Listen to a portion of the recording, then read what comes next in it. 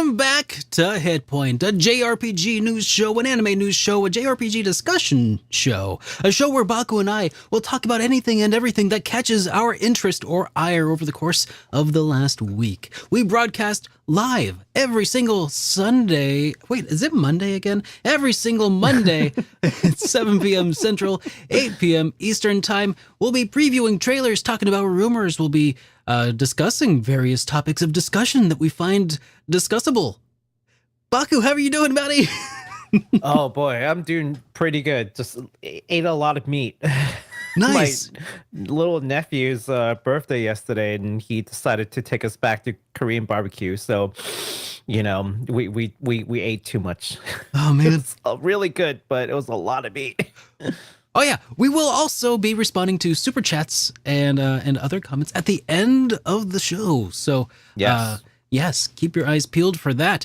Now, welcome back. We did not stream yesterday, as Baku stated, because birthdays continue en masse for some reason. I know, it's crazy. It's like everybody. What was 9 months ago? The November, I guess. So. some cold winter months, you know. So anyways, I will be having a birthday here pretty soon, in about a week and a half, about 2 weeks. Yeah, 2 weeks from now. So but it falls on a Saturday, so I don't think we'll be interrupted by that, but we'll play it by ear. We'll see what happens. But anyways, man, it is good to see you again, man. How are you doing? Yep. Likewise, man. Just finished playing this one game called what is it called? Keep a Strip. Oh yes. So we talked about it on the show too, like where the developers released this game in 2013, and then in 2023 they're like, oh yeah, let's give you a DLC 10 years later, and people was just like, what? Why? So I did it. I played the game. It was fun. Just took 2 streams, get it done, and now we're back to Persona 5 Royal. Nice. Yeah, I'm really looking forward to Persona 5. Like, I can see why people really like that. How did you enjoy the diversion through Akiba's trip, the DLC after all of these years? I was playing the game. I was like, boy, this game plays like a 2013 game. It's just, there's a lot of like mechanics. I'm just like, oh god, this is so bad. This is so bad. But yeah, so I think the story is like a director's cut, kind of basically. Yeah. Maybe they didn't have time to work it in. I think they kept most of the original story, because the story plays out, and I'm like, wow, this story is pretty bad. I can see why they cut it out, but I'm glad they added back in, you know, and now the game feels complete. That's all as well. We only had to wait 10 years to do it. Oh, that's right, because it was one of the characters is like the only character not to receive their own like side mission or side content. Yeah, right? they didn't have their own ending. Like all these other characters that has their ending, except for one, for whatever reason, they decided to not give this, you know, very important character their own ending. I was just like, what? Why did you decide to do that? Yeah, now there's a whole story for it, but I'll tell you about it later. How about you, man? What'd you do this weekend? This whole week has been... this whole week. A bit. Yeah, the whole week has been a little bit. Gosh, so last week kind of started with a mind-blowing experience of doing an unboxing of a bunch of things that... some things that I bought. And a lot of things that people sent to me. And some of those things were like the collector's edition, the premium collector's edition of Sword and Fairy that I got from Serenity Forge. Yeah. Ooh. One of them was a game I bought myself. It was the limited edition of Trails into Reverie. You know, I'm very excited about that. And then there was also my Valimar Gunpla. I finally unboxed that. I haven't put it together yet. It's going to be a longer term project, I think. And then John from the Detecting Zone sent me a gigantic box. I mean, it was a pretty good sized box, but it was full of a gigantic amount of games, of PSP games that just I'm still blown away by it. It's ridiculous and way overkill, but it was a fun video to put together. So that came out on Wednesday.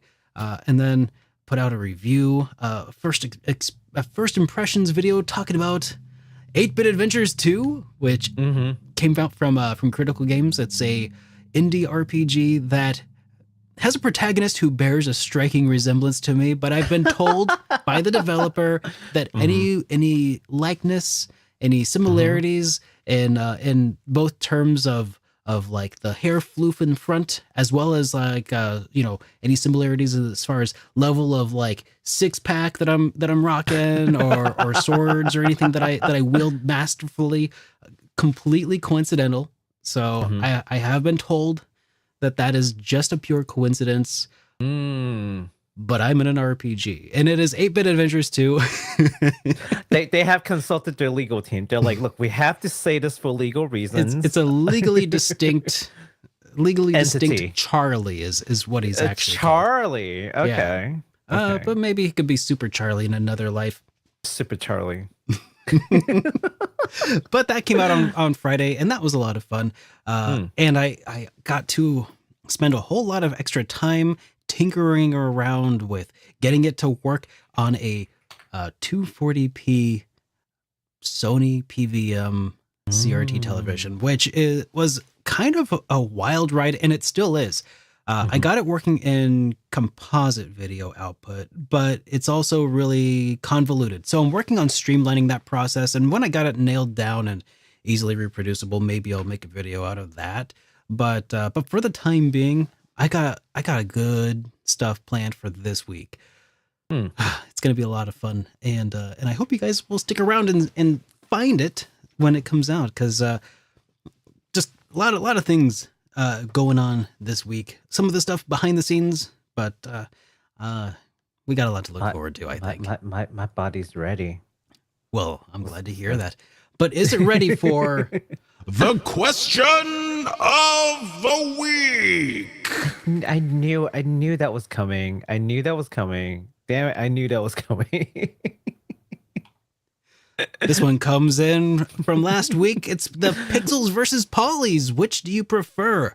We're talking 2D versus 3D, and it's a classic war that is waged for years and has even spilled over into the waifu wars from time to time. But yes. But we do have a lot of responses from last week.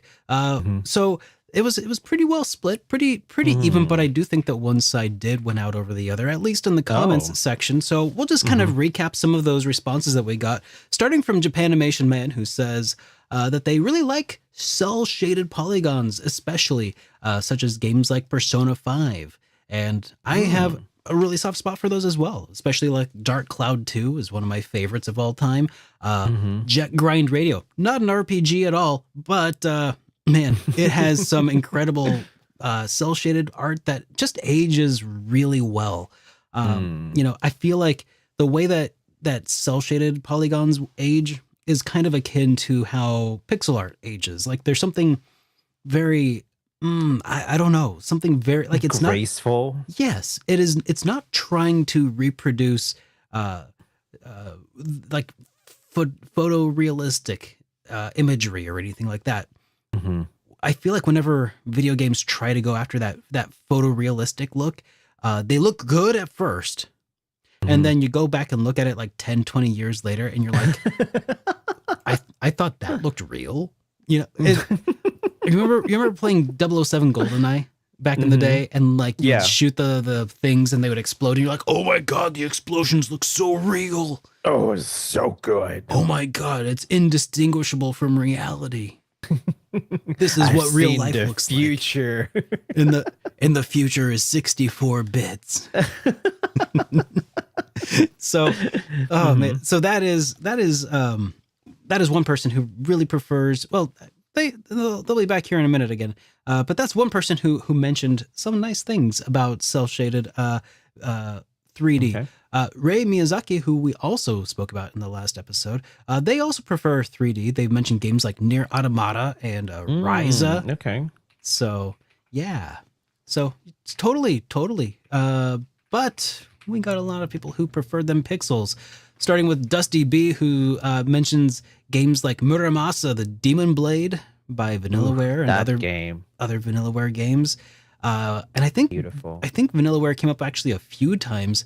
Japanimation Man was on both sides of the aisle, as it turns out, because he also stated that his true preference is for higher res 2D sprite animations.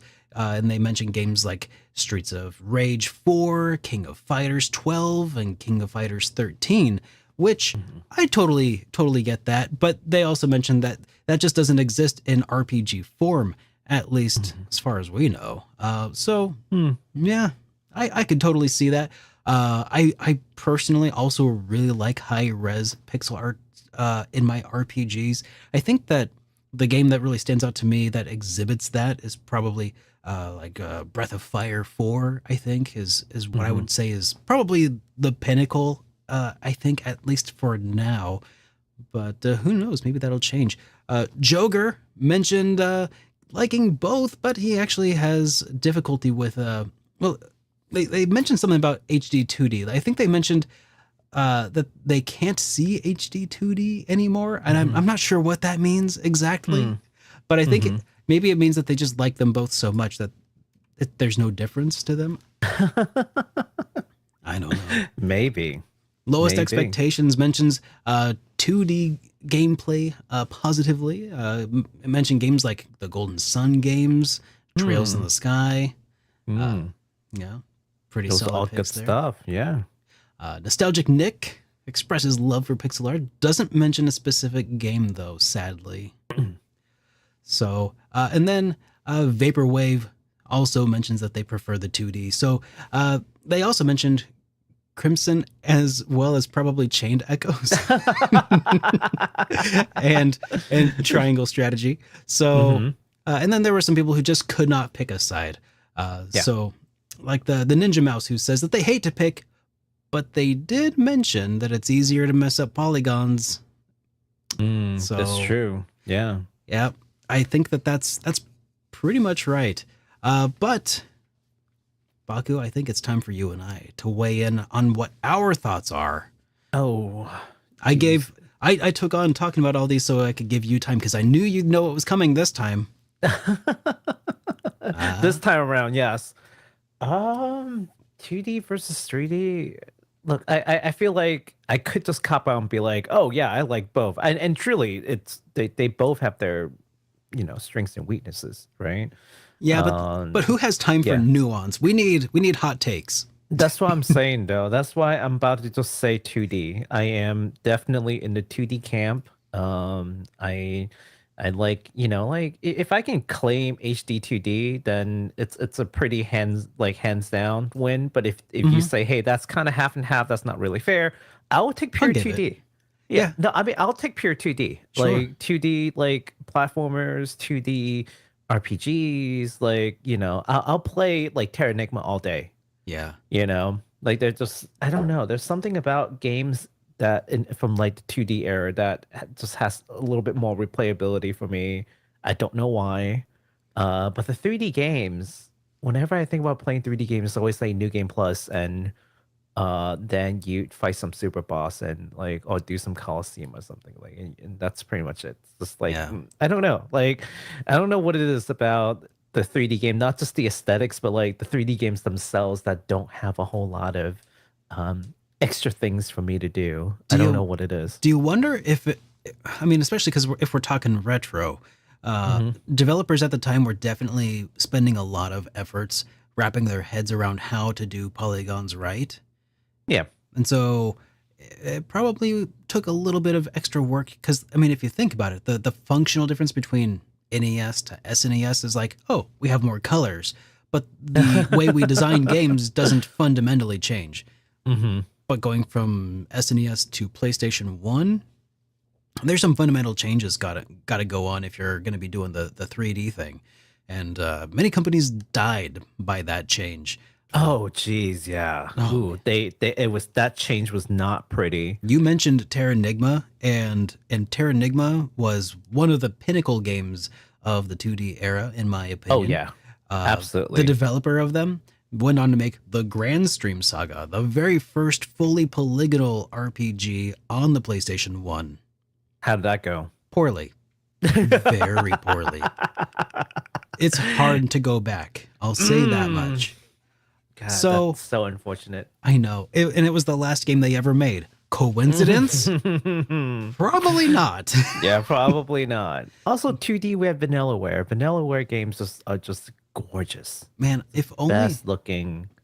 If only they went a little bit further in the direction of like Alundra on PlayStation 1 instead. If they just continued doing what they knew how to do, man. Oh, man. Like more adventure kind of game, but just like a little bit 3D, maybe. Yeah, something like that.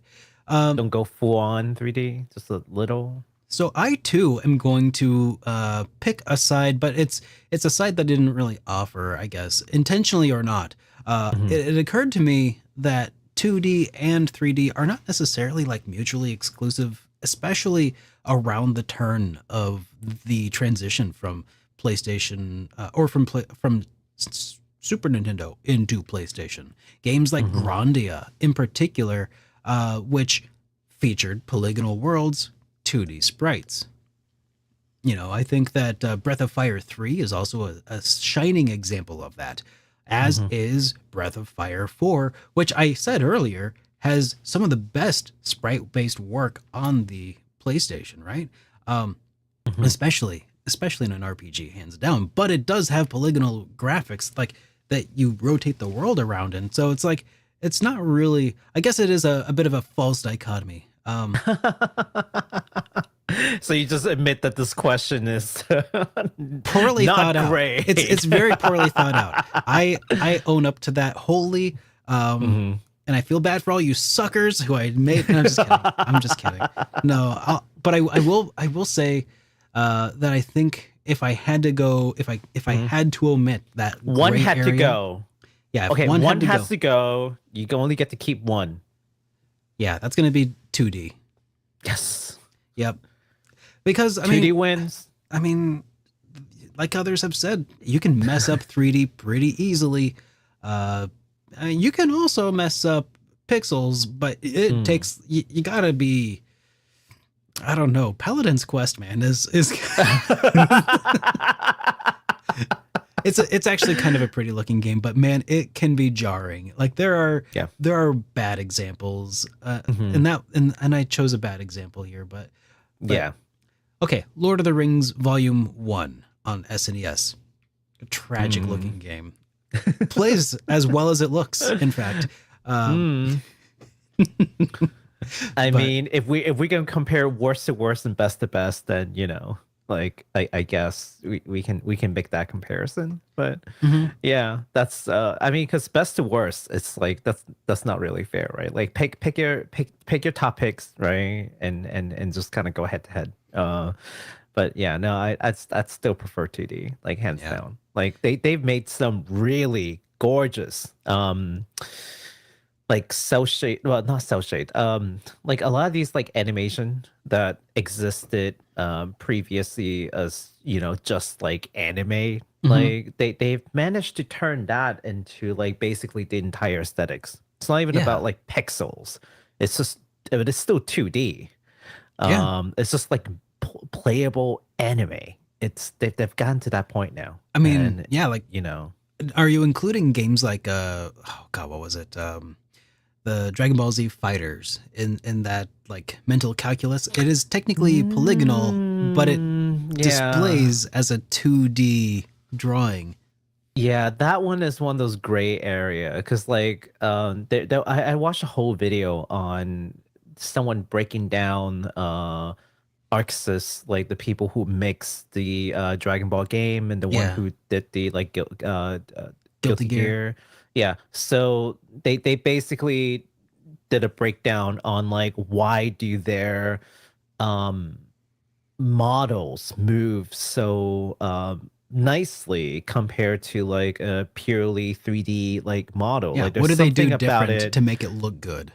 Yeah, and boy, like it's a whole bunch of things, but basically in order to conserve the 2D sort of fighter look with 3D models, they had to pull a lot of tricks, and a lot of it is just super ingenious. It's a lot of work, But man, no one does it quite like them.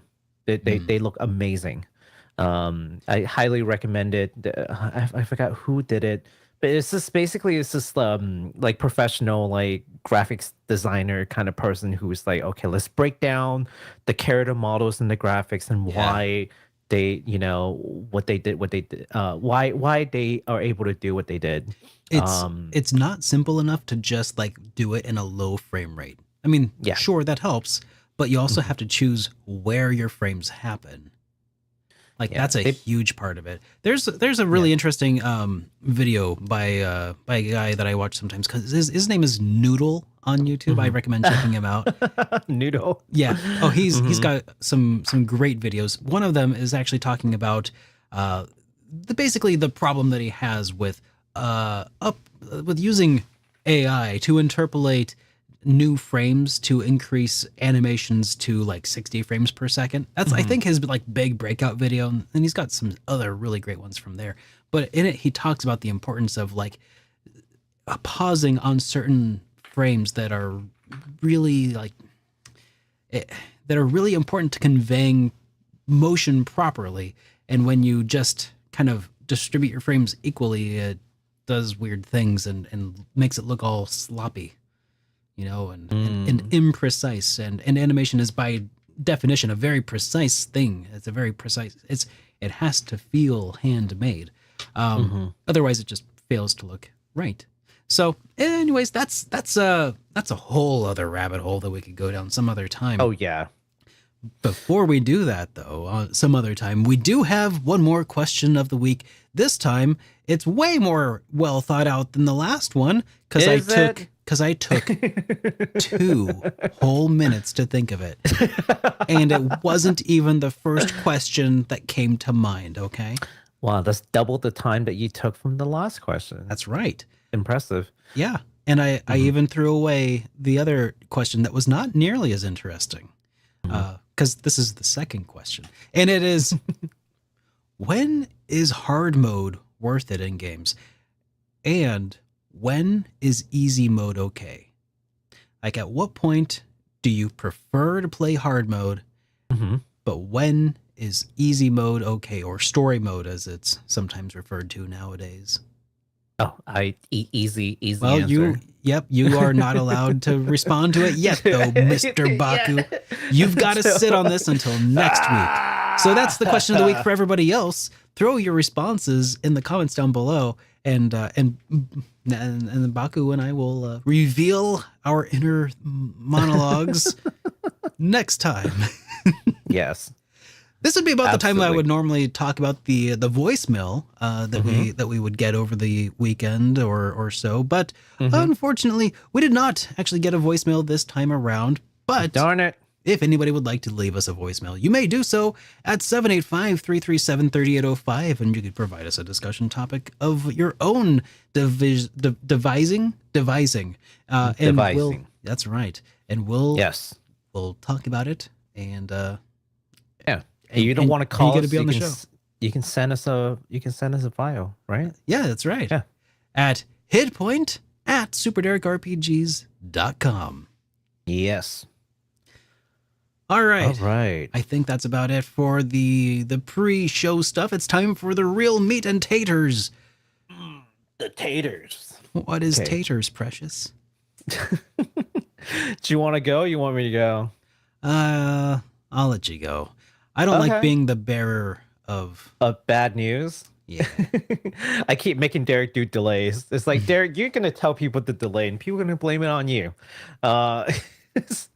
Okay, I'll do it. So we've got a delay coming up for Lollipop Chainsaw Remake. So Dragami Games announced that the Lollipop Chainsaw Remake release window will be moved from this year to the next. So no more 2023, but it's going to be 2024. Dragami also announced that the official title will be Lollipop Chainsaw RePOP. So that's the official title. It's got like a new logo and everything that goes along with it. I can't show you, but it's official now. They've got a new name for it. From their press release, although development of RePOP was carried out with the intention of a 2023 release.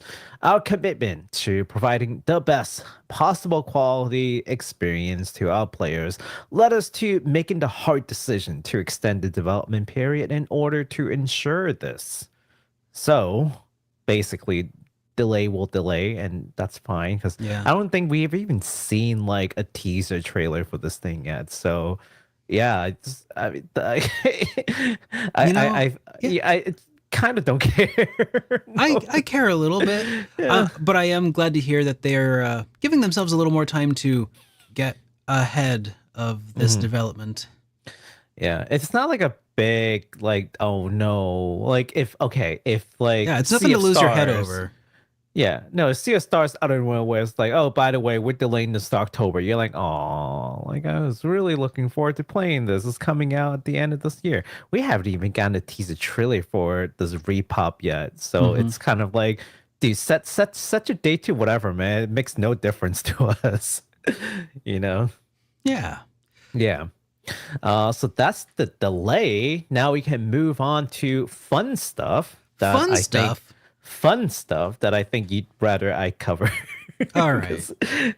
I'm forcing these news into here because Derek doesn't care, but I do. So we've got two updates. Not delays, but updates. We've got two updates. Let's see here. And they both have to do with Hololive fan games. Starting off with the first one called Showdown. It is a fighting fan game that's actually made its Evo debut about 10 days ago, which is kind of cool. So now it's going to become like a new Evo staple, a fan game. Oh, cool. Yeah, I think it's kind of crazy. It's really picking up steam too. So version 2.0 is now out. That's a new playable character, Usada Pekora. Two new collab or like support characters. I don't know if you remember playing like, I don't know, one of those Street Fighter First Capcom games. Do you remember those? Oh yeah. Where like you pick two characters and then like the other character just kind of comes out and like does little attacks, like kind of like support attack characters. Yeah, so the two of those, a new stage and a bunch of updates. We do have a quick trailer for that, so people can take a look at those. All right. Yeah.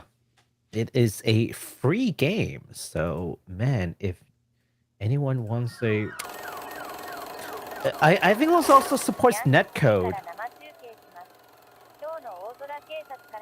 Netcode for like online play, you mean?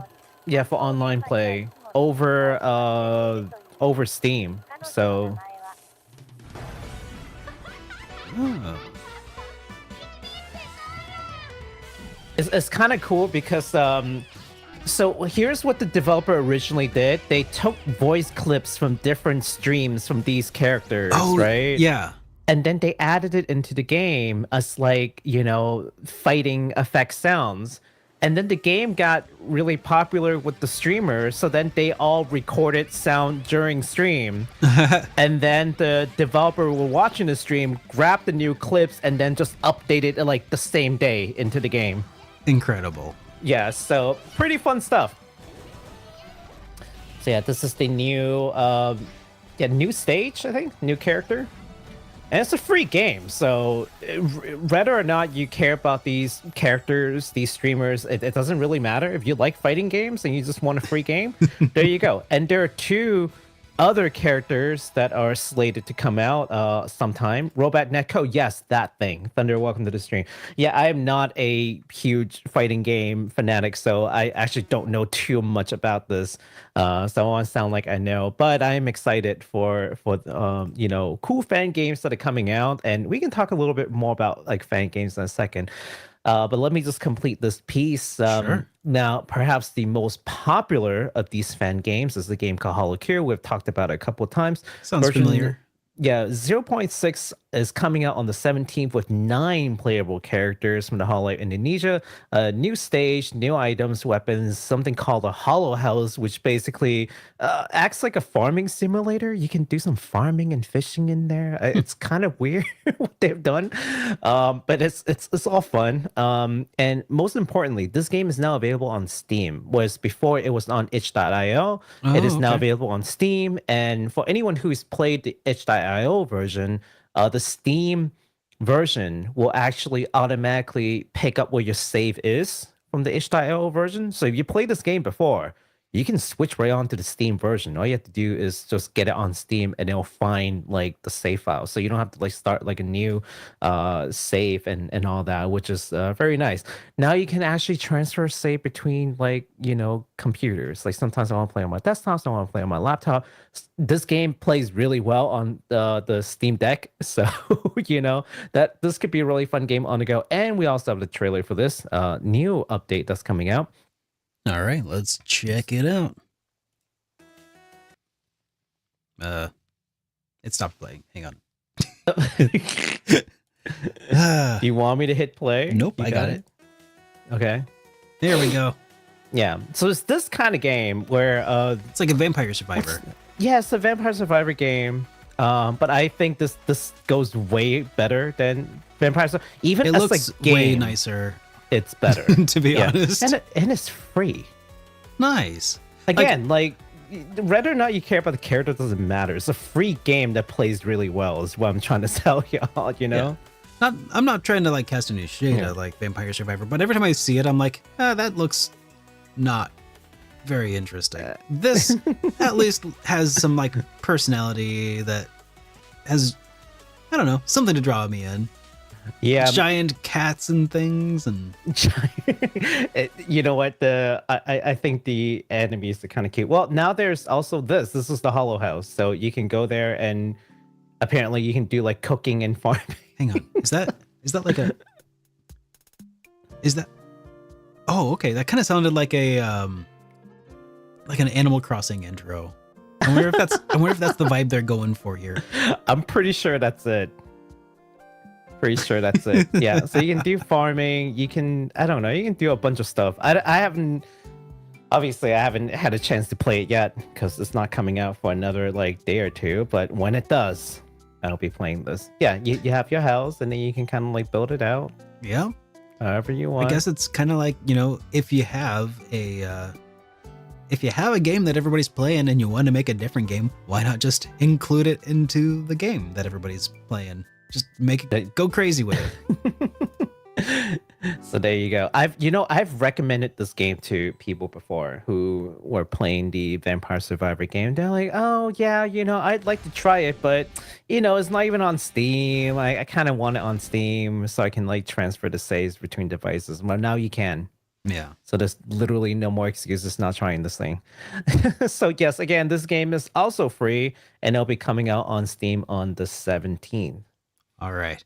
Yes. Well, that about does it for the games that were newly announced, or being updated, rather.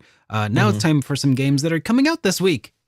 Yeah. Yay. Brand new games. Or came out, rather. So yeah. This one flew by my radar, unfortunately. Well, I didn't realize it came out until it came out. Yeah. It's out. But you know what? Fly High Works and Secret Character just released their newest tactical RPG, Tactics RPGs, man, this year, called Banchou Tactics for PC on Steam. When Kitagawa Seiichi, the Demon King of Minato High School, graduated last year, the balance between the 3 rival schools was broken. Young high school gangsters from each school, Sakae High School, Nakamura Technical High School, and Minato High School, fight for dominance. Yes. This game will focus on the journey of one such gangster named Taiga Arashi. Yes. All right. This reminds me of like, okay, so you know how obviously 3 Kingdoms has 3 kingdoms. Sure. And then you have Triangle Strategy also has like 3 separate, faction, if you will, right? Uh-huh. It's just the 3 different houses, if you will. Oh, the three houses, not the three houses, not three kingdom, three houses. Yeah, and so it's like, okay, like is that what they're drawing on? Like Why these not? three high schools that are at war with each other. It's like, ooh, okay. I don't know. Okay, well we have a trailer, and I was really excited about this one. So let's go ahead and watch the trailer again because it's been a minute. For anybody who hasn't got a memory for this title. Banchou Tactics. I wonder if this is part of the same series as like Kenka Bancho Badass Rumble. One of my favorite PSP titles. But yeah, probably not. Yeah, I don't think so. Because that was way more like a Yakuza game. But this game looks pretty dang rad regardless. Like just, you know, that guy for a high schooler, he looks older than me. Well, I mean, smoking does that to a guy. Dude looks like he's in his 40s, man. Like, he's supposed to be in high school though. Yeah, so for anybody who was curious, the characters in the thumbnail came from this game. Just because this game looks so much fun, I had to throw them in there. This game that looks fun. It looks so much fun. They got some what is it called? The JoJo sort of like reference going on there. Oh yeah. Like the 1,000 punches or whatever. Yes. Oh. Oh, not JoJo. Fist of the North Star. Yeah, kind that's of the reference. So, man, that game looks fun. It just reminds me of super buff people beating each other up in classic anime fashion. So yeah, that is a game that is already out. You can go get it on Steam right now. I don't know if it's coming to other platforms eventually. Probably. I feel like a lot of indies do. We'll see. And, Yeah. I mean, it would only feel right, honestly. If it does well, it will go to different platforms, I'm sure. Yeah.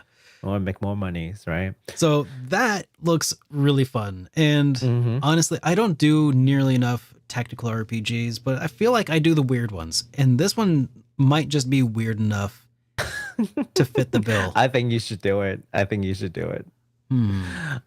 Okay. I think I'm gonna write that down actually, because that might be a thing I could do. Yeah. Yes, do it.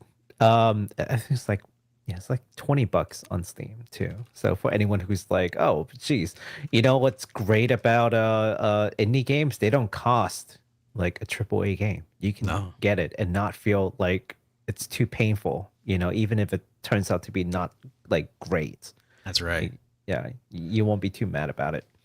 All right. Well, you know, that was from Fly High Works and Secret Character. And actually, the next piece of news, this new game announcement actually has to do with them again. What? So also from Fly High Works and Secret Character, who just released Banchou Tactics, you know, they also announced their next game, which is a very different experience. And the game is called Neko Odyssey. It is an adventure game that centers around a photographer's journey to take all the pictures of all the cats in town. It's a very cozy game. You should take a look at this. I was just like, what? Is from the same people? That already. Sorry to keep bringing this game back up, but that reminds me a lot of the game we talked about last week. That's also coming up from SourceForge. They also are doing the physical of oh God, what was it called? A Space for the Unbound. Yes, A Space for the Unbound. Because like I remember looking for all the cats. I think I found them all eventually. I didn't find all the cat until I realized that there's a part where you have to talk to these underling cats, if you will. And I'd never talked to the underling cats. I'd only talked to the petable cats. So I missed some cats, and I was kind of upset that I missed some. Yeah. Bummer. Okay, so yeah. So for Baku to relive and reclaim his status as a as a cat talker, let's watch this trailer. Yes. It's called Neko Odyssey. Oh no trailer. No trailer. That is not Neko Odyssey. That is oh, are you sure? Is it? Yes. Okay. This is Neko Odyssey. Okay. Yes.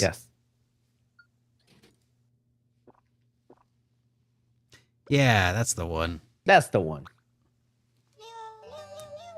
It would have been pretty great though if it had the same mood as that other game. This is from the maker of Banchou Tactics, by the way, everybody. This is same publisher, same developer. I mean, are the two really that different? I don't know. Are they? No. Are they? Oh, hang on. I gotta turn this up. I'm waiting for a new game. It's gonna be called Neko Tactics. It'll just be these cats, but fighting for dominance.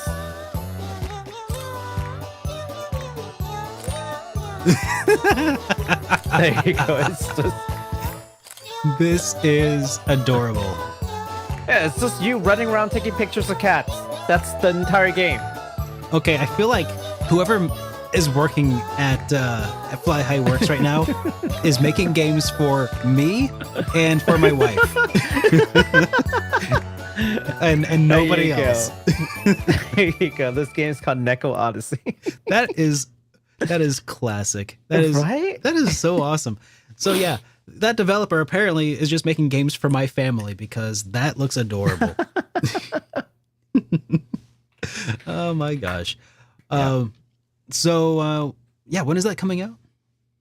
That's coming out on PC via Steam sometime next year. They haven't specified a release date, but 2024. I mean, we got Banchou Tactics, man. That's gonna keep you busy for like a week. Yeah, but what's my wife gonna do? She needs. It's kind of funny because we have Amy, cat games. If she likes cat games, we have cat games. I can recommend a couple of cat games. I don't want to recommend her your kind of cat games, Baku. Okay, no, not little cat girl cat games, but like, okay. Did you know that there's a cat survival game where you play as a cat? You play as a stray cat, not stray, Not Stray. but it's made by a Korean developer. You play as a stray cat in like a 2D environment, and you walk around and you like. I think we talked about it on stream, didn't we? We did. Yeah. I think Amy might like that. Yeah. Yeah. Okay. All right. So I thought you were talking about like Nekopata or something. I don't know. No, none of that. Also, I still need to play Stray. Stray looks so good. I My know. friend said it was It really really does. good. Yeah. Mm-hmm. Okay. All right. Next up, this is a game. Your favorite. It is actually kind of. Mages and Team Grease have officially announced a new Corpse Party game called Corpse Party 2 Darkness Distortion, and it is planned to launch sometime in 2024. No platforms have been announced so far, though. So far, yeah. According to the producer, Yasuhiko Nomura, the title features a completely original story written by Makoto Kiruin, and features a new world, which is different from the previous Corpse Party games. So probably not going to involve Sachiko or Heavenly Host Elementary or anything like that. So that's interesting. Yeah. Yeah. and it is completely different from the newer PC version of Corpse Party 2. So this is Corpse Party numeral 2, like with the two eyes next to it, Roman numeral 2, not to be confused with Corpse Party Like number 2. yes. Yeah. So Roman numeral 2, but not the other number 2. Yeah. The other number 2. I think that's that's sort of like the running joke right now, because there is a Corpse Party 2 Yeah. on Steam. And right they're now just pretending that, that doesn't exist right now, I guess, huh? I think they're pretending that one didn't exist. Because you know what? That Corpse Party 2 never finished. Did it not? No. I bought the game. I played through as much as I can through it, which, by the way, that game, terrible. It's a terrible game. It's so bad. And then we're like, you get to a point, you're like, okay, there's got to be like a next part, and they're basically like, to be continued with like the next DLC. And you're like, okay, we'll wait for the next episode. The episode never came, and now they're like, oh, we're gonna release I guess Corpse all the Party bad endings were 2. canon. It's so bad. Do not buy the current Corpse Party 2. Do not. That game is garbage. Don't do it. I They're feel never going to that release sucks new to stuff hear. to it. It sucks to hear that, but it's good to Yeah. know that. But it sucks to hear it because I really liked Corpse Party, like the first, The original. Blood Covered. Yeah. I think the PSP release. It was Yeah. it was DLC only. I think sadly on PSP, but I really enjoyed it. It's very creepy. I think it's on Steam now though. So Yes. so you could It's play on it that Steam. way. They're on Steam. Just yeah. just not don't get too. And I think God, Blood Drive or was it Book of Shadows? God, There was another one. I games. reviewed a second one that was not good, Mhm. and then I have a PS Vita one that I'm sitting on for a rainy day. Honestly, I think Corpse Party only the base in game is good. Like all the new like sequels that came out. Yeah, There are basically two. There's one that's basically like a what if, like a collection of what if stories slash like some, extra story with side characters just to give you a better appreciation for the game. That one's kind of like a pure visual novel. That one's not bad as long as you like visual novels. And then there's like a sequel game that's kind of like this like weird 3D kind of thing, but it just looks so like, dorky looking that like I can't take this game seriously. It just looks so not good. It Yeah. doesn't look scary at all. There's nothing scary about it. It's just goofy. Yeah, there you go. They made it look so goofy that like I can't take the game seriously. yeah. So Well, it was a bad one. this is corpse2.jp. Yes. This is The the website. numeral, the Roman numeral 2 that I was talking about. So Yeah. there's the logo. Yep, and Yep. some moon Nothing runes scary. for anybody. Yep. Yeah. Nothing scary. Nothing horror about this. Of course, mean, Party a scary some- game? No. Some nonsense. handprints. Mm. Somebody ate some chocolate, some red velvet chocolate cake, and forgot to wash their hands Yes. before trying to open my sliding glass door. Mm. That's Totally what that not looks like. blood at Yeah. all. Yeah, Yeah. definitely. Yeah, just red velvet cakes. No big deal. Okay. All right. So yeah. Well, I'm actually kind of interested. But I guess we'll just have to see what happens when it comes out and if it sucks Yeah. or not. Mm. 'Cause God, Can't really take it for granted. yeah, I know. But- it's such a shame. I think it's time we move on to Mhm. something that we've been hearing an awful lot about. We're going to dive into some of our discussion topics, and this one is very last minute. This is the one I didn't spend any time working on at all, because it was actually just before the stream started. Somebody in the chat mentioned something about Baldur's Gate 3 and how they'd really like it if we could discuss the game a little bit. Mm-hmm. And so right before the stream started, I was like, Baku, have you got anything to say about Baldur's Gate 3 that you feel is like worthy of discussion? Have you got anything to say about this game? And he's like, no. Yeah, But then he I've never played it. but then he thought on it for a minute. And I guess I kind of have some thoughts, but they're not. Baku and I have not yet played the game. I don't think Baku has any intention of playing the game currently. He doesn't even really know what it is. Didn't even register. Should Yeah. I show you a trailer? I feel like I should show you a trailer. Sure. Yeah. Okay, let me pull it up because Baldur's Gate 3 is kind of a D&D themed. I mean, I think it might even be a proper D&D title. Yeah. Let's see. Trailer.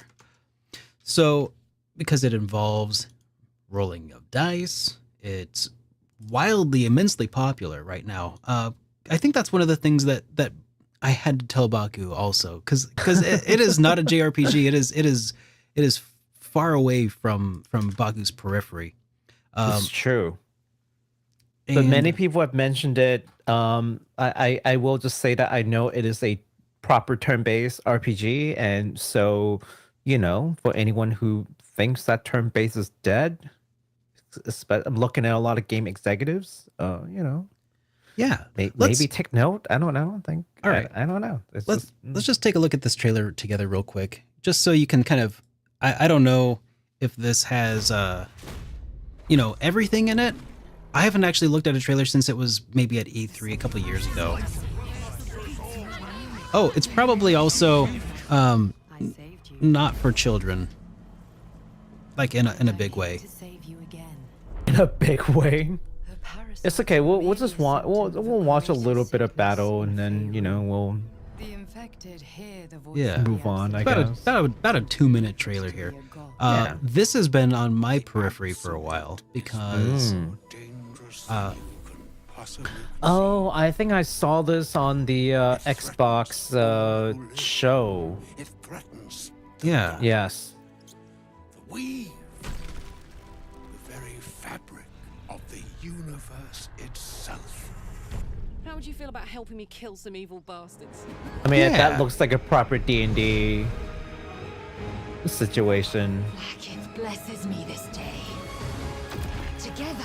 Oh yeah, those are owlbears. That's definitely in the world of D&D. Try.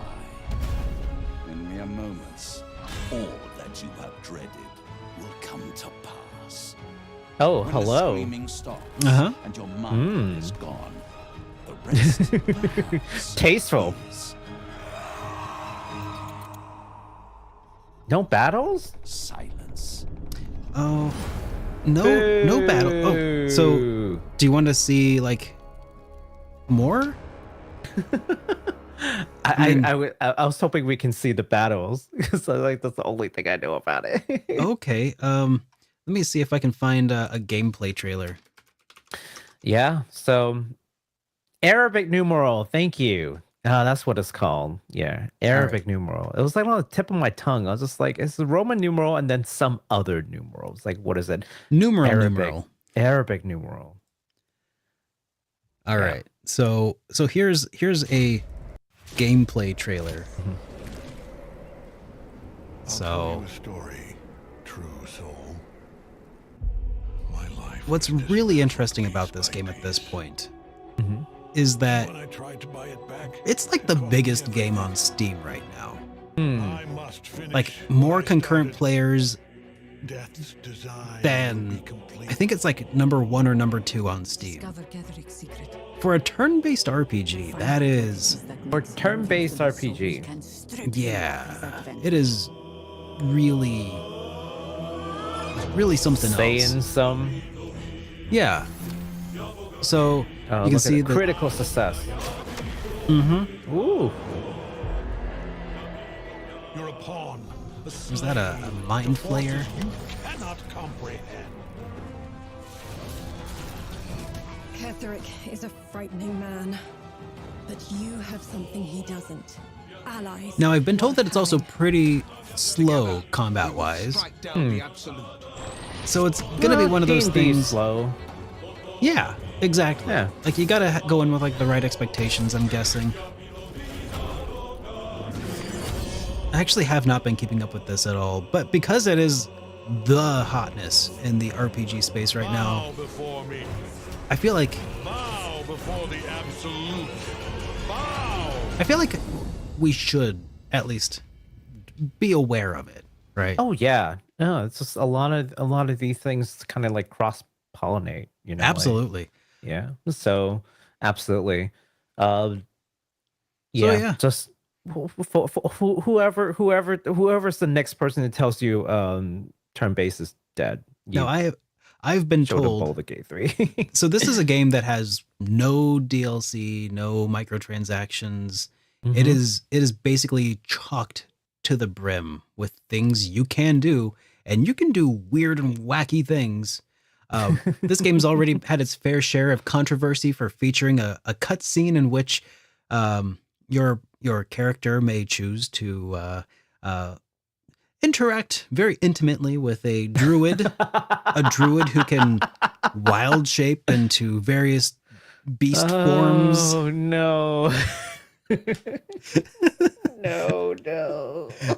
I don't know where this is going.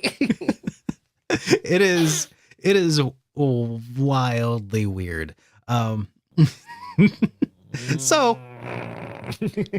So yeah, it's already had its fair share of controversies, and they've already released several updates as far as like things like, gosh, there was a couple of them where your protagonists Twig and Berries might end up showing through their underpants sometimes in certain outfit configurations, so they had to do some hot fixes there, and things of that nature. It is not a child's game. That's for sure. Oh, definitely no. But the way that like a long time ago, the Witcher series was kind of like everybody's darling. I think that this is going to be that new RPG that is the darling of the masses. I could be mistaken, but it seems like there have also been articles or headlines where like allegedly developers are kind of sour over the fact that the game actually it just includes so much content for so little money, and sets an unrealistic expectation of various studios.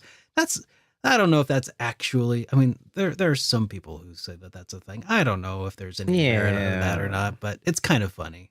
I'm just happy to see that RPGs, JRPGs or otherwise, are doing well, and it's a good time to be alive. So that's all I really wanted to say about Baldur's Gate 3, but that's just my impressions of it so far, and having not played it at all. It's going to be one of those games I think you could easily sink hundreds of hours into. Different customization, different character builds. And what's that one other game that like was it also Baldur's Gate? There was like another game from like 20 years ago. Like they haven't released a Baldur's Gate in a long time. It's not Baldur's Gate. It's like this other game that's like kind of like a Diablo, kind of like isometric, and like you run around and you do Diablo like 3 came out, but but it wasn't Diablo. I mean, Diablo 4 came out. That was that was 4. Yeah, 4. But no, but it's not Diablo. It came out before Diablo 4 for sure. And it's yes, Divinity. I think it's Divinity. Yeah. It's like thousands of builds. Yeah. Like people keep telling me I should play it because I keep wanting to play a D&D style game, as what I've said. And gosh, I have no excuses, honestly. I should play this game at some point. No, it's like something Path or something. The new Pathfinder, like Kingmaker. Path of Exile. Path of Exile. It's Path of Exile. It's Path of Exile. Now, okay. Yeah, see PoE is like, what's PoE? Oh, Path of Exile. No, I think it's actually Path of Exile. Yeah, I just remember watching someone stream it, and then they looked at the what is it called? Like the characters, the skill tree. Yeah. And I'm like, that's not a skill tree. That's a skill like map. Like that thing is huge. Yeah. So they're like, just absolutely thousands and thousands of builds you can explore and test, and that's that many hours that you're gonna sink into the game. Oh, thousands. Man. Yeah. A little other like weird controversy that I've heard that from some people who are like, oh man, this game has so much content, but the maximum skill cap or the maximum level is so low because it's like level 12. But it's also people who don't understand that like a level in D&D is like a huge deal. Yeah. And it would take you like hundreds and hundreds of hours to get to level 12 in like a real campaign. And this is probably going to take a while to get you there too. Yeah. True. So anyways, I just thought that was super interesting. But we also have a whole other topic that Baku actually wanted to talk about. So, you want to take it away from here? Yeah, sure. So in an interview in gamesindustry.biz with the Take-Two Interactive CEO and chairman, Strauss Zelnick. I hope I'm pronouncing their name correctly. Strauss Zelnick? Zelnick? Yes. Yeah, Strauss Zelnick is probably what I would say, but I could be wrong. I could be very wrong. Anyways, they were discussing the Switch 2 and all the rumors, and we don't typically like talking about rumors, but Switch 2 is probably on the horizon. I think Nintendo has sort of given like a silent nod to like, yeah, okay, you got us this time. It's actually coming. So one thing that a lot of people are talking about is backwards compatibility. So here's what Mr. Zelnick has to say about it. In quote. You need to give customers what they want to optimize their experience, and you can't not deliver a feature you're able to deliver so as to maximize sales. In other words, what they're saying is, look, if you can deliver this feature, you can't should. not do it just so you can maximize sales. Yeah. That isn't fulfilling your contract with consumers. And the contract that he's talking about is not like an actual written contract. He's speaking metaphorically. Yeah. You have to do the very best you can for them. I suppose it's possible the lack of backward compatibility could enhance your revenue for a period of time, but at what cost? What cost? Now, we're not a hardware manufacturer, so we don't get to make those decisions. But I think you can be, if you can be compatible technically, then you want to be. However, in certain instances, if the leap forward is great enough, that's not a possibility, right? I disagree on that last one. I think that's a fundamental misunderstanding. Like, if it's a sufficient enough leap forward, you can emulate. Exactly. You can build the emulation in there, right? Especially on the subject of the Wii, or not the Wii, but the Switch. It's a smartphone. Let's be real. This is a really old smartphone. Like, a modern laptop can emulate it. A modern Switch should be able to. I mean, when's the last time you're like, oh, I can't open Angry Birds on my modern phone because it's too powerful? Like, the architecture does not change. So as long as the Switch 2, the Super Nintendo Switch, as I like to call it, until I'm told otherwise, until then, like, as far as I'm concerned, it should be able to. There's really no reason it wouldn't be able to, assuming that. And it sounds like they're doing another Nintendo Switch. So as long as it's also using the same, the architecture, what's it called? The processor, the ARM CPU. It should be fine. It should be meager to do so. Yeah. So the thing is, back then, right? Like, especially the PS3 era, like that's probably like the worst timeline scenario, right? Where the architecture was just so wildly different and complicated. 8 cores back in 2006 was unheard of. Right? But now, now all these games are basically developed such a way that it's relatively easy to port over from one to another. Like, the architecture is extremely similar to basically just a PC. Yeah. It's not like the PlayStation 3 again, where like, oh, it's its own architecture. It's kind of weird and crazy and super hard to develop for. They have interchangeable parts, SSDs. Like, they operate on a PCI Express bus. Like, that is a computer. It's basically a computer, right? So the architecture is a lot easier to, if they wanted to do backwards compatibility, it shouldn't be difficult. It really, really shouldn't be difficult if they want to do it. Yeah. Now, whether or not they want to do it, honestly, when it comes to Nintendo, I don't see why they wouldn't want to. And for two reasons, right? Number one, a lot of Nintendo's games are basically first party games, right? Yeah. So they can sell it like, oh, you can buy the digital version, right? If you want like less loading time, you don't want to switch cartridge, right?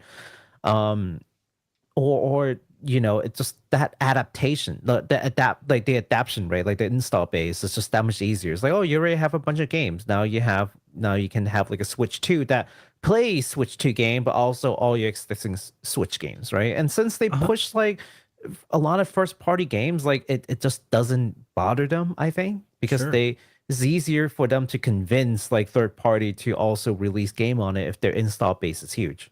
I think it's a win-win to include backwards compatibility because it acts as a huge incentive to the people who already have a huge install base for the Switch.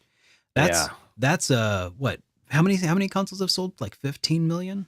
Some insane number. Some crazy number. That is, I think it's beyond 15 million at this point. But basically, that is 15 million households who have a Switch and Switch games that when it comes time to buy another console, if you have that backwards compatibility, it makes it a much more compelling argument to upgrade within the Switch ecosystem because you can continue to play the old games. And I honestly would hope that the Switch 2, the Super Nintendo Switch, whatever it is, I would hope that not only is it backwards compatible, but that it is able to enhance the Switch games. Because that'd be nice. Yeah. Because I don't see any reason why they wouldn't be able to change the internal resolution. Like it should be pretty straightforward. Like it might not work all the time. But I mean, I think a good part of the time though, it would be pretty straightforward to implement. At least to give you the option to run it and see what happens. Yeah. It's just not as hard to offer backwards compatibility nowadays. Like PS5, PS4. PS5 is basically like a suited up PS4. Yeah. You can play like 98% of PS4 games on PS5, and for the other 2%, I honestly don't know why you couldn't. Yeah. Like there's nothing a PS4 can do that a PS5 could not. I can pop a PS4 disc in my PS5 and just play it right away, right? And so it's just if I had trouble looking for a PS5 game that I really want to play, I could just use it and play PS4 and just scale all the games up, right? Yeah. Or to a certain extent, anyways, not natively, maybe. Just what is it called? Like kind of almost like acting like an upscaler, right? But it wouldn't be like a native to 4K, right? Yeah. But that's okay. But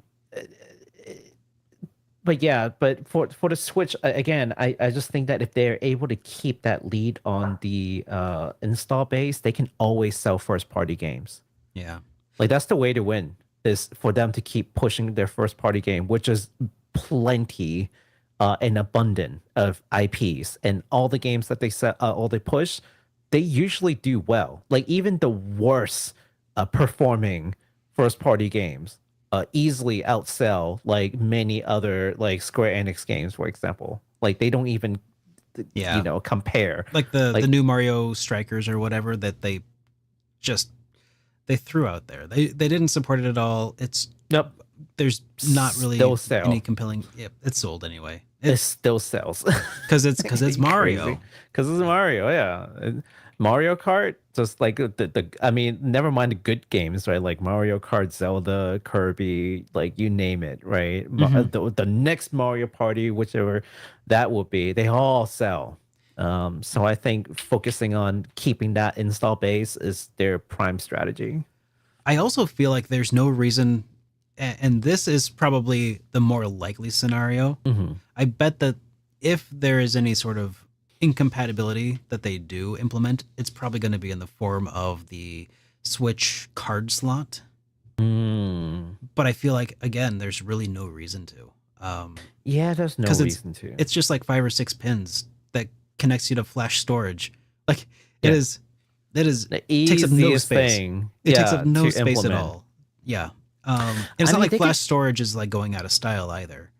Yeah, they can take a page of what they did with the DS and 3DS. Yeah, the DS and 3DS. You can still play the DS game, and 3DS just has like an extra notch or something that tells the system, oh, this is a 3DS thing versus like a regular DS thing. And if you try to plug the 3DS cards in a DS, it just won't fit, right? Because it's a little wider or something. it's just something like that would solve your problem. It's not like they haven't done it. They don't need to reinvent the wheel. Exactly. So You know? I really hope that Nintendo takes the easy W here, Oh yeah. but time will tell. I do have a question for folks though. Like, how much do we actually use backwards compatibility? Like, we want it, but God, is I this use one it of all those the time. things? Do you? I mean, yeah. If you want to hear from the audience first, sorry, I didn't mean to jump in there first, but No. You're good, man. yeah, sorry to cut in line, everybody. But I use it all the time on my PlayStation 5. As soon as I bought it, it became my best PlayStation 4. Because I had a PS4 standard, but now I've got the best PS4 Pro that ever was, and it's silent and it runs really well. Yeah. You know, I used my Wii to play GameCube games in higher resolution. Like that was like just a no-brainer. Like, of course I would do that. Yeah, I'm the opposite. I have all my stuff in my PS4, and I just keep playing my PS4 because it's too much of a hassle to move all the save files and try to keep 2 copies. I still have my yeah. backwards compatible PlayStation 3, so I can play PS1 and PS2 titles over HDMI directly into my capture card. Like, Nice. It is so nice to have the ability to only maintain certain consoles, because you're like, okay, this can do this, this, and this. That means I have, 30% of the plastic housed in my home that I need, where space is at a premium. Right. Because of all the video games that I have. I have too many video games to have a console for all of them. Oh, jeez. So yeah, I think it makes sense to have multitaskers, that can do multiple things. So my PS4 also, I guess, can it play PS1 games? I can't even remember. Also PS5 memory costs more than PS4. That was the other problem. It's like, yeah, I have a lot of games already installed in PS4. If I want to do the exact same thing for my PS5, it's going to take forever. And, M.2 just costs more than a hybrid internal drive. Not anymore. I mean, Yeah, not anymore. So that's changed since I first got my PS5. That has changed. Yeah. Yeah. So, but I just haven't seen a whole lot of use personally, because I have all my old consoles and they're perfectly functional. I was just like, I recommend it. Take the time to do it. Yeah, but I mean, I still play my PS5. It's just I actually used it to play PS5 titles. Games. Yeah, I sold Wait, all my. You have PS5 titles? I do. I have one more than I did a week ago. I think I have 3. A lot of the newer games I bought in PS5. Like if they have a PS5 version, I bought a PS5 version instead of the PS4 version. Yeah. There's no reason for it other than because I can. So like Tokyo, was it Ghostwire Tokyo? I think it's like the first like proper PS5 title, and it needed it. Yeah, it absolutely needed it. It's either a PC or PS5. Like you're not getting away with the PS4. The level of graphics fidelity in that game, and just replicating basically the entire Shibuya area, like block by block. I just don't think it's something that the PS4 would be able to handle. But it looks gorgeous in PS5. But yeah, I think that's the question for folks. Like, how much do you actually care about backwards compatibility? Like, not how much do you want it to be an option? Because I certainly want it to be an option, because whether or not I use it, that's my discretion, right? But if it's there, then I can choose to use it or not, right? Rather than you can't do it, period. But how many people actually do use it on a regular basis? I see a lot of people say yes, but let me know in the comments, because it's going to be hard for me to catch all the chats. It kind of also ties into a topic we spoke of a couple weeks ago, which is video game preservation. Yes. Not only from the perspective of preserving the video games themselves, but the hardware itself as well. Someday we will run out of PlayStation 1s. I mean, granted, they're probably easier to repair than PlayStation 3s. Honestly, we'll probably run out of PlayStation 3s long before PlayStation 1s, because the original PS3, like the giant. Oh, that thing is huge. That's what I use, and I really hope that it stands the test of time, because nothing can play a PlayStation 3 game except a PlayStation 3. like take care of the disk drive. But PlayStation 1 games, you could play that on just about everything. Yeah, I mean, it's just a CD. You can play PlayStation 1 games on a PlayStation Portable. Not physically, but it has like the built-in juice to do it.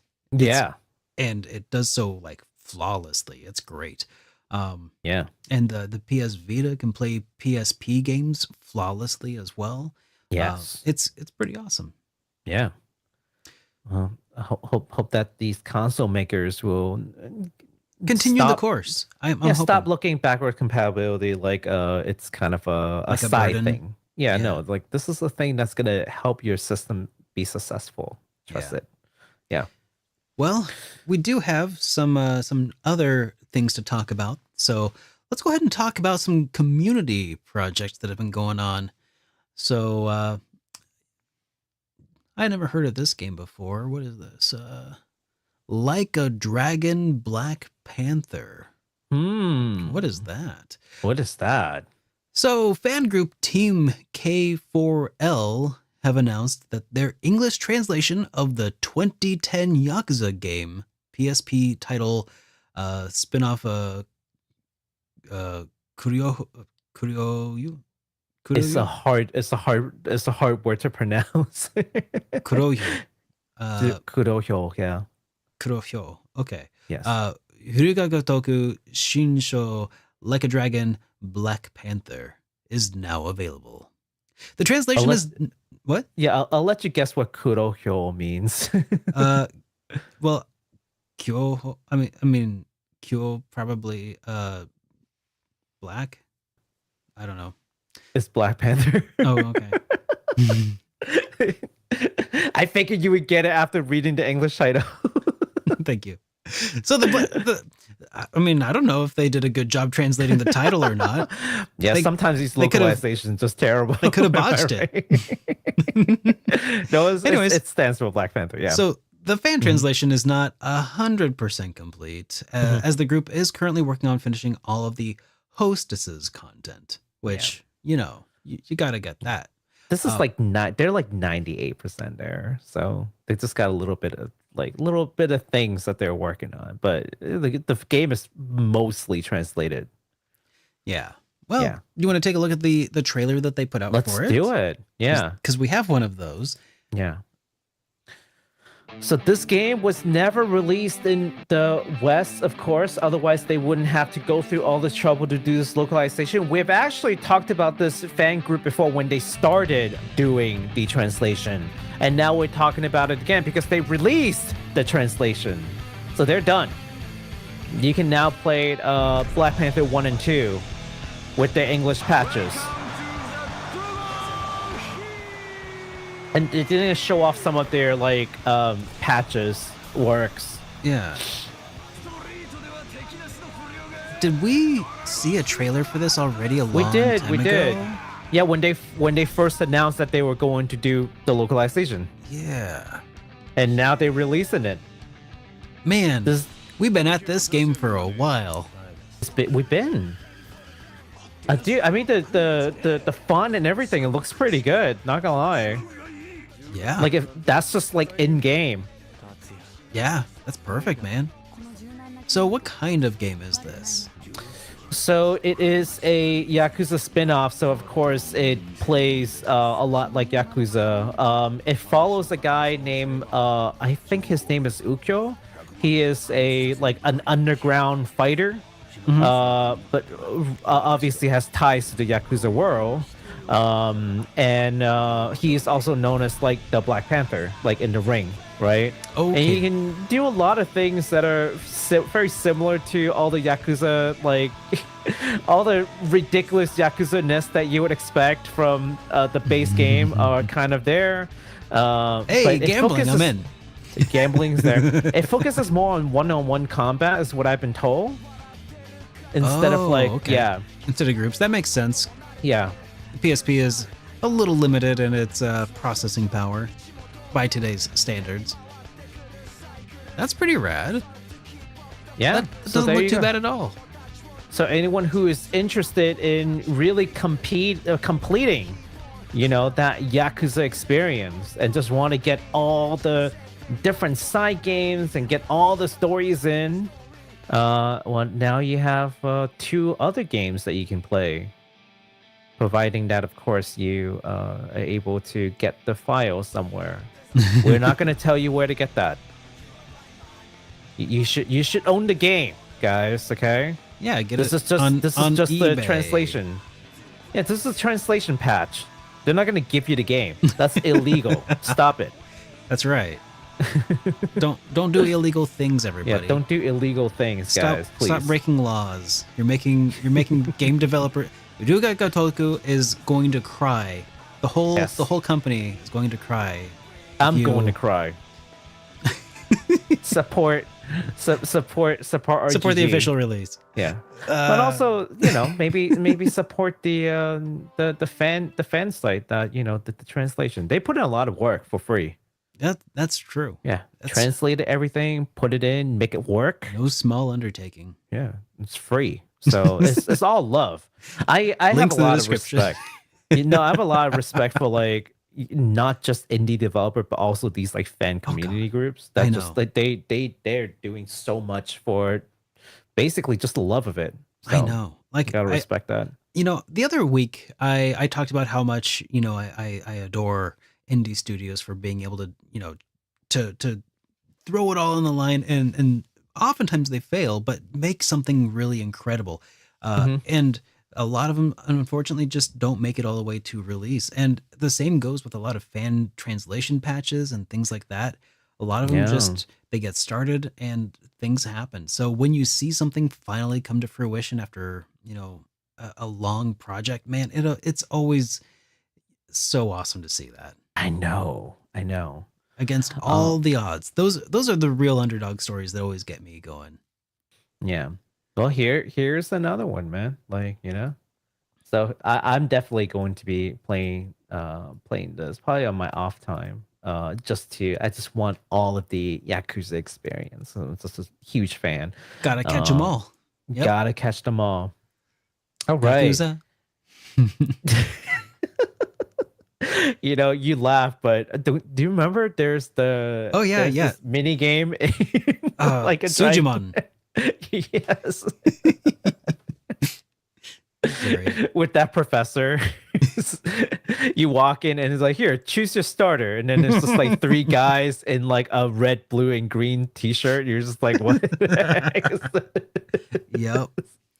Oh, I remember that. Okay, so for our last piece of news, we've got a bit of a merch drop from Konami, actually. You want to take a look at my screen really quick? Sure.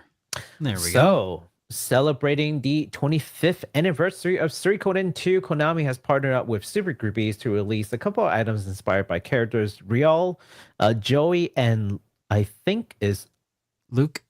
Yes. Yeah. I've always struggled to pronounce his name. Is it Luck or is it Luke? It's got to be Luke. It's Luke. I remember reading the Japanese as Luke. So we've got a watch. We've got a bag, and It looks like a Tommy Hilfiger bag. This a little bit, right? A little bit.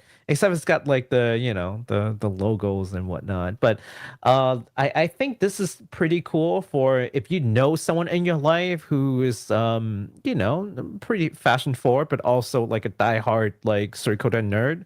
I think this would make for pretty nice gifts, I think, for them.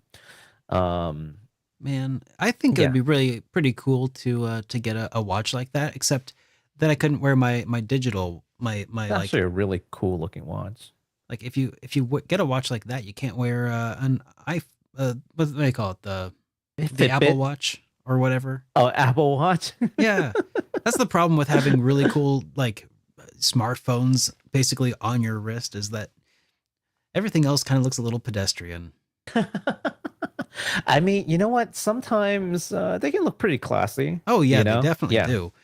But I mean, you're not going to wear it as your daily driver, right? Because you don't want to get it messed up. And then by the time you go to put it on, the battery's dead because the last time you wore a watch was 3 years ago. And you're just oh crap, Don't you hate that? Oh no, it's an analog clock. people will be able to tell if it's not actually working. I better, I used to back when I would like interview for jobs and stuff. I would wear an analog watch, and I would just hope that nobody ever noticed that just was not ticking. No, I wear watches all the time that ran out of battery and just doesn't move. Oh yeah. And then they're like, "Why do you wear it?" Because it's a fashion thing. Why do you wear bracelets? They don't do anything.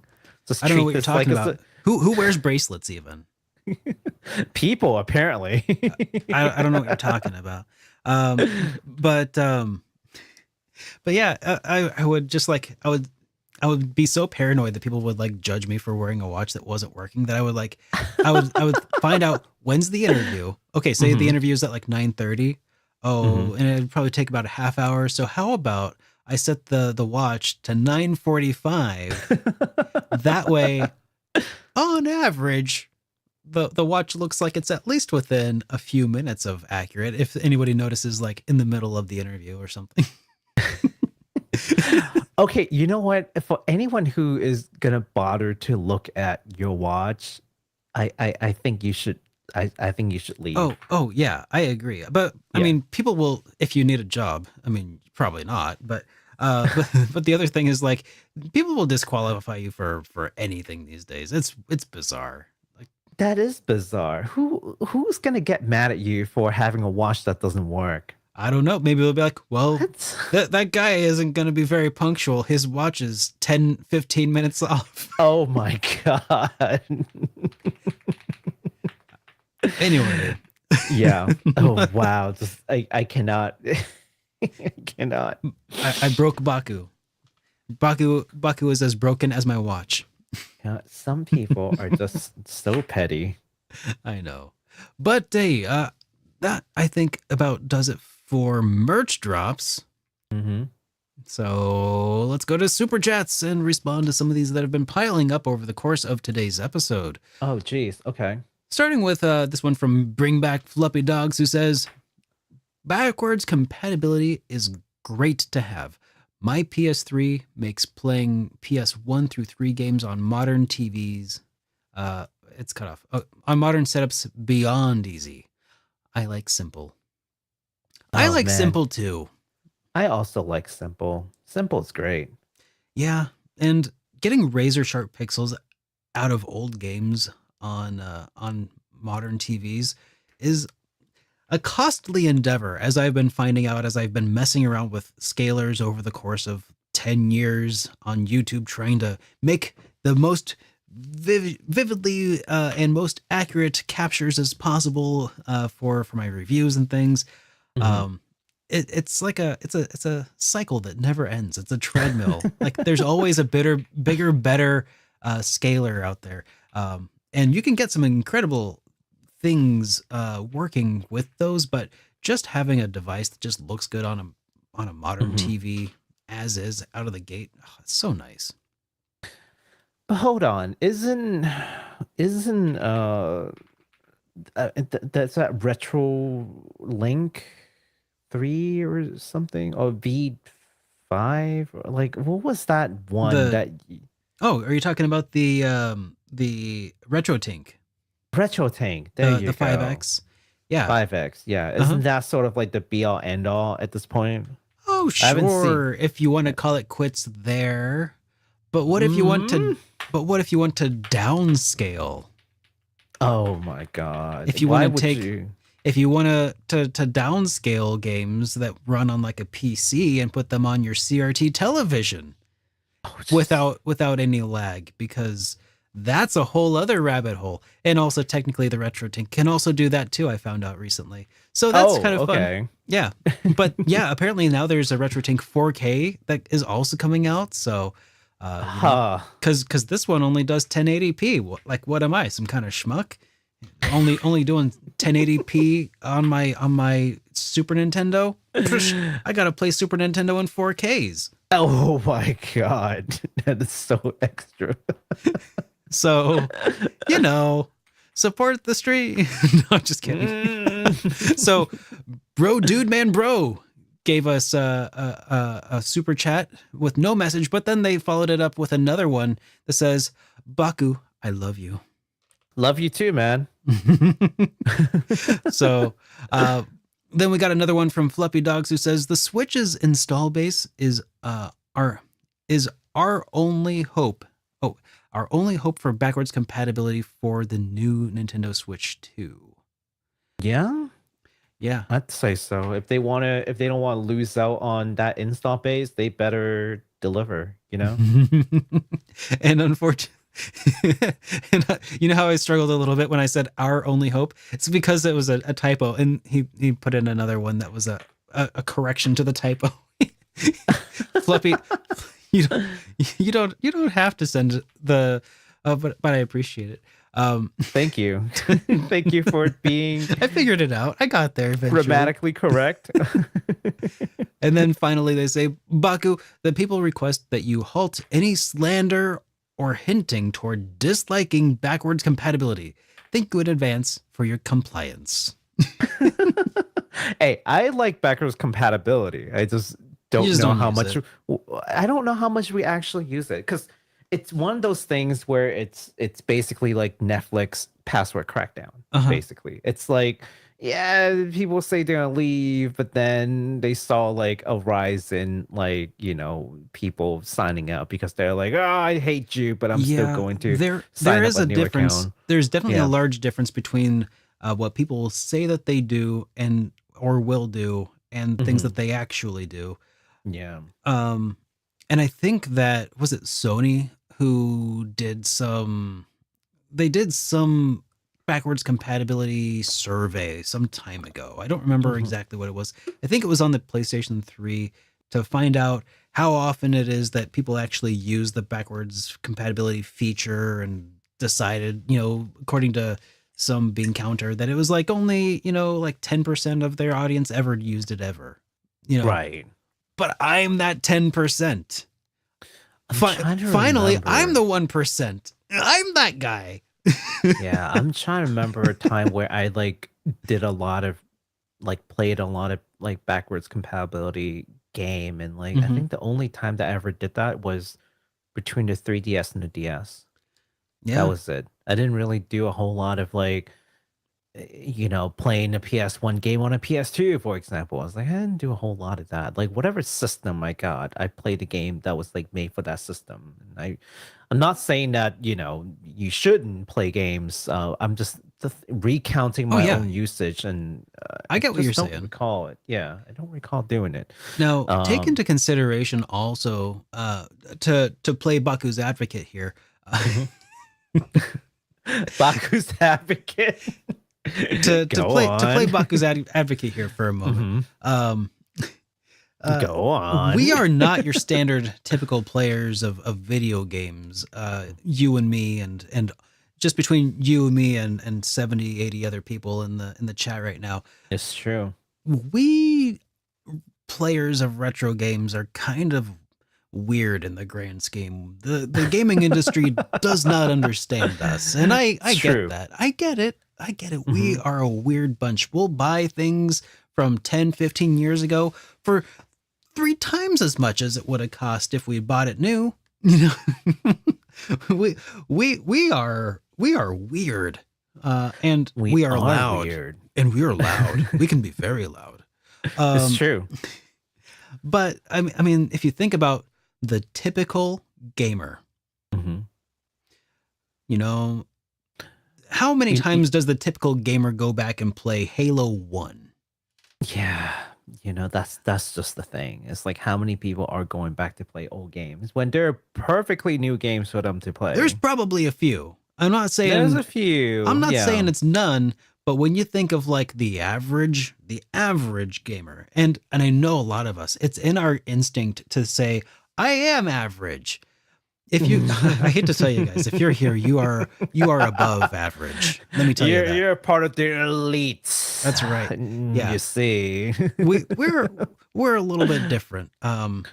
But so yeah, I totally understand the video game developer's perspective, or the perspective of the person trying to sell the thing is like, is it going to cost us money? Is it going to save us money? Is it going to make us more money than it costs? Like, that's what a business has to like do the calculus to figure out if it's like, if, will we have a much better easy install base transitioning from the old system to the new system because of the existing games, or is this going to hinder us in the long run by not being able to remonetize our assets on the new systems? So yeah. Again, I just think that nowadays the architecture is so standardized that it's just so much easier to emulate and play and offer backwards compatibility. It is so standard that if they didn't include it for whatever reason, I guarantee that the Switch 2 will be hacked and be made to be backwards compatible with all of the free games that are on the internet somewhere. It's like either do it or we do it. Exactly. It's not a choice at this point, guys. This is our hardware, and we will do with it as we please. Yeah, I think more than practicality is a matter of goodwill at this point. For from developers, like for hardware makers, it's not so much how many people will actually use this. That's not important. Is how many people will think they will use it, because that's true. That's how many people who will be mad at you if you don't give them the thing that they think they will. Never mind if they will use it or not. Oh yeah, I mean that doesn't matter. Yeah, that's what I come to understand. Every Ford F-150 can go off road, but how many of them ever do? And I'm not talking about just going over a curb in a parking lot. Every Mustang can go over 130 miles an hour. How many ever do? People don't buy things because of what they plan to. I know. I'm sure. I mean, so have I. But and I did it in a Dodge Stratus. Oh God, which is a little scary. I was like, but listen, the point is, like, people don't buy things based on what they do every day. They don't buy things based on what they actually want to do. People buy aspirations, I think. That's true. Gym memberships. Yeah, people buy gym memberships. I feel personally attacked. Haven't been to the gym in a month, but it's been really hot. Okay, it's been really hot and really humid, and I'm just gonna go, as soon as I find the time. I had a gym membership. I came to realize that I won't ever use it. I dropped the gym membership. But I think you raised a really excellent point, though. Yeah, people buy things that they want to do, and people want to replay their old games from time to time. And I think that's a stellar point. Yeah, when they want to, when they ever have the time and will to do it, they will do it. But don't tell them they can't do it. Yeah. Yeah. So man, we got one more here from Magus, who says, hello, Derek, how was Cold Steel 4? Or are you still taking a break? Looking forward to your Cold Steel 3 review. Great show as always. Ooh, thank you. So I'm still taking a break. I have not yet embarked on Cold Steel 4. The Trails of Cold Steel 4 right now is my carrot that I'm using to motivate myself to get through all of the games that I've already finished that I need to review. I feel like a lot of people are also ready for me to talk about something other than Trails of Cold Steel. And I have, I've got Yakuza Like a Dragon that I've got footage just eating up hard drive space. I need to do that review. I've already written my review of Cold Steel 3, in fact. Oh yeah, I've also got Reverie waiting. Yep, thanks for the reminder. You're welcome. But yeah, I will get to Cold Steel 4, but that is my motivation. I'm gonna eat all my vegetables. Did I just call Yakuza 7 a vegetable? Maybe. Before I eat my dessert. So that's what I'm doing right now, is just trying to get through my backlog of reviews and get caught up with my overarching plan. Yeah, so, what you mean to say is that Yakuza 7 or Like a Dragon is wholesome. Yeah. And like vegetables, good for you.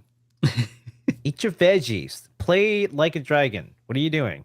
I think you're gonna really love the opening line of my review of Yakuza Like a Dragon, but I think you'll all have to wait to find out what that is until, well, a little later on. I'll like it when I get to watch it. Oh, Flippy Dogs just asked, did VGP deliver your Trails reprints, Baku?